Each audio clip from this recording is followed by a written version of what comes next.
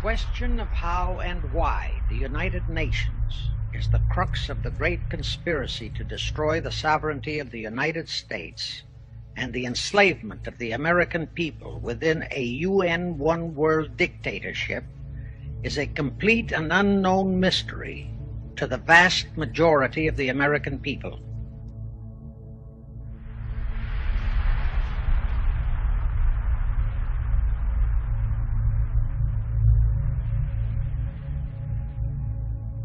The reason for this unawareness of the frightening danger to our country and to the entire free world is simple. The masterminds behind this great conspiracy have absolute control of all of our mass communications media, especially television, the radio, the press, and Hollywood. We all know that our State Department, the Pentagon, and the White House have brazenly proclaimed that they have the right and the power to manage the news, to tell us not the truth, but what they want us to believe. They have seized that power on orders from their masters of the great conspiracy, and the objective is to brainwash the people into accepting the phony peace bait to transform the United States into an enslaved unit of the United Nations one world government. Is that our so-called leaders in Washington, whom we elected to safeguard our nation and our Constitution, are the betrayers, and that behind them are a comparatively small group of men whose sole objective is to enslave the whole world of humanity in their satanic plot of one world government. Now, as a matter of further intelligence, a term used by the FBI, let me clarify the meaning of the expression, "he is a liberal."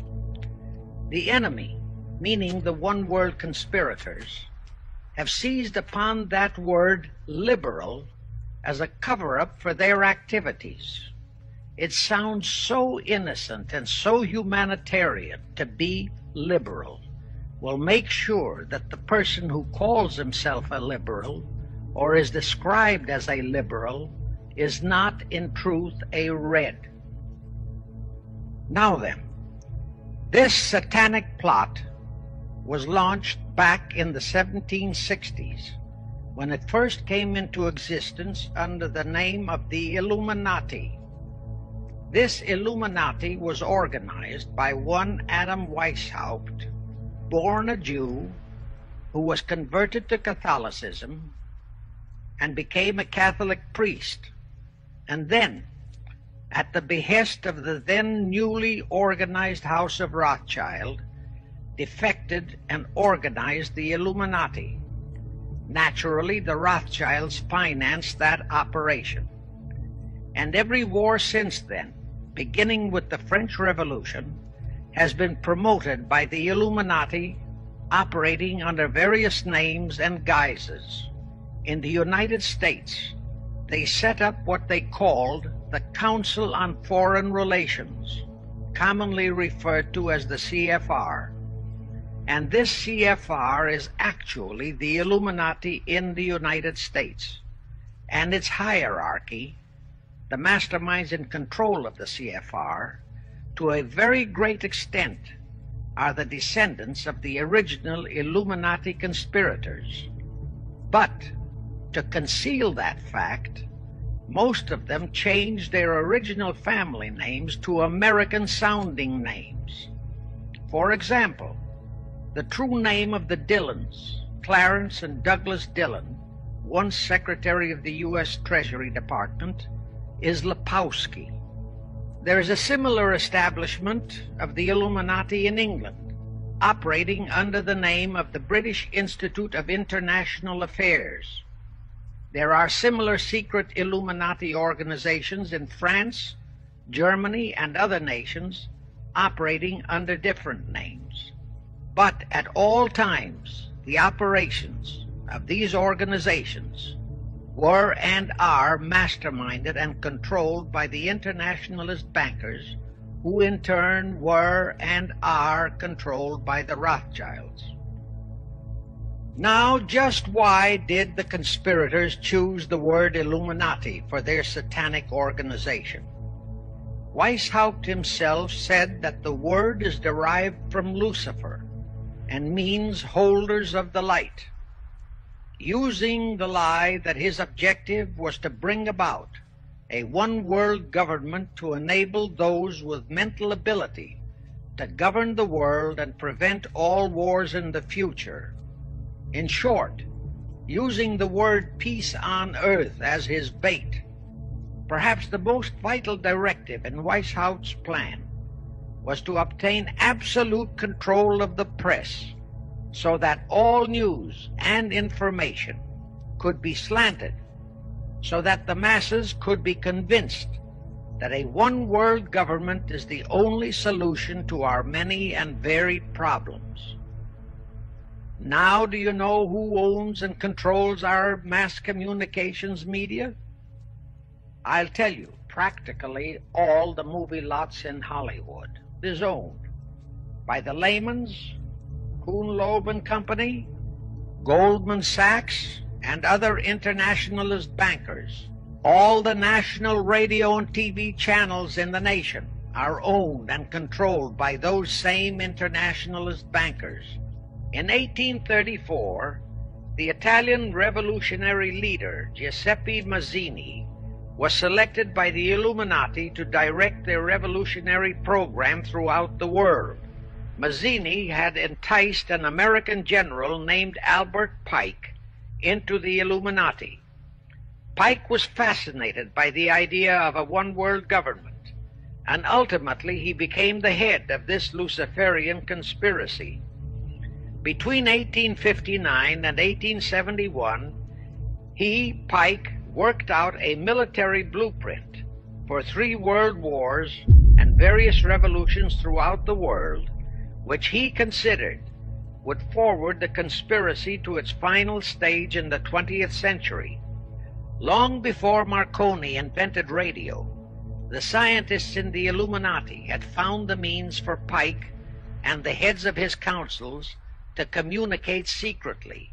It was the discovery of that secret that enabled intelligence officers to understand how apparently unrelated incidents, one such as the assassination of an Austrian prince at Sarajevo, took place simultaneously throughout the world, which developed into a war or a revolution. Pike's plan was as simple as it has proved effective. It called for communism, Nazism, political Zionism, and other international movements be organized and used to foment 3 global world wars and at least 2 major revolutions. World War III is to be fomented by using the so-called controversies the agents of the Illuminati, operating under whatever new name, are now stirring up between the political Zionists and the leaders of the Muslim world.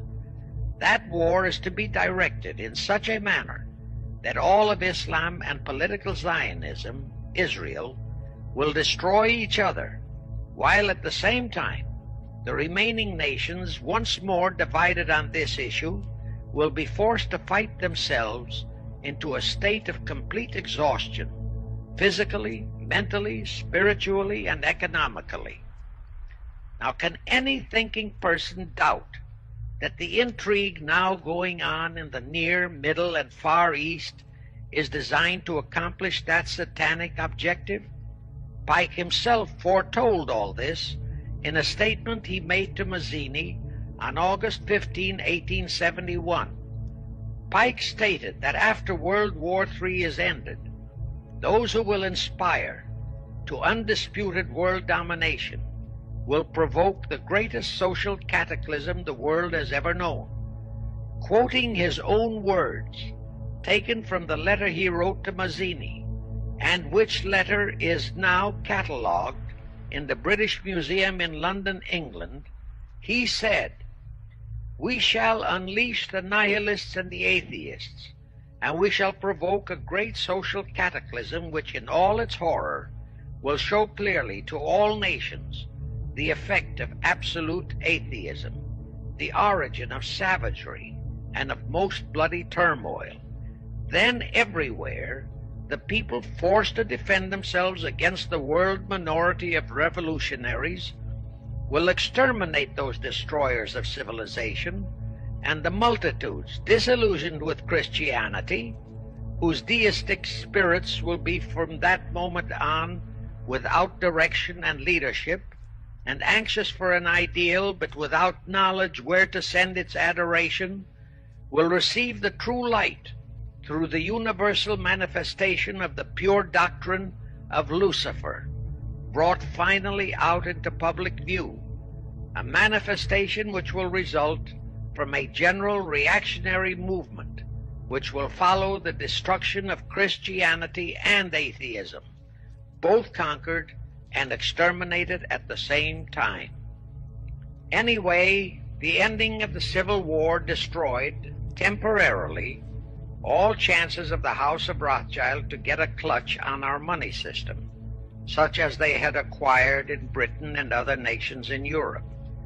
I say temporarily because the Rothschilds and the masterminds of the conspiracy never quit.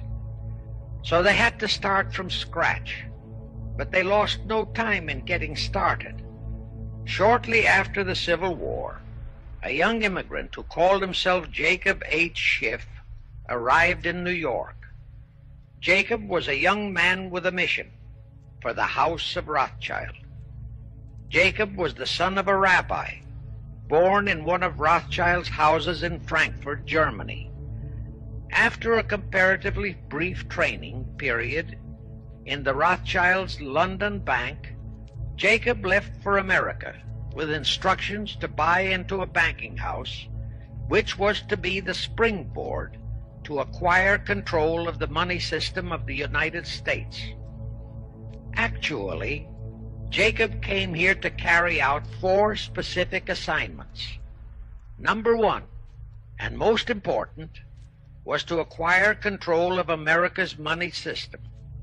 Number 2, find desirable men who, for a price, would be willing to serve as stooges for the great conspiracy and promote them into high places in our federal government, our Congress, in the U.S. Supreme Court, and all federal agencies. Number 3, create minority group strife throughout the nations, particularly between whites and blacks. Number 4, create a movement to destroy religion in the United States, but Christianity to be the chief target. In the final phases of the conspiracy, the one-world government will consist of the king-dictator, head of the United Nations, the CFR, and a few billionaires, economists, and scientists who have proved their devotion to the great conspiracy. All others are to be integrated into a vast conglomeration of mongrelized humanity, actually slaves.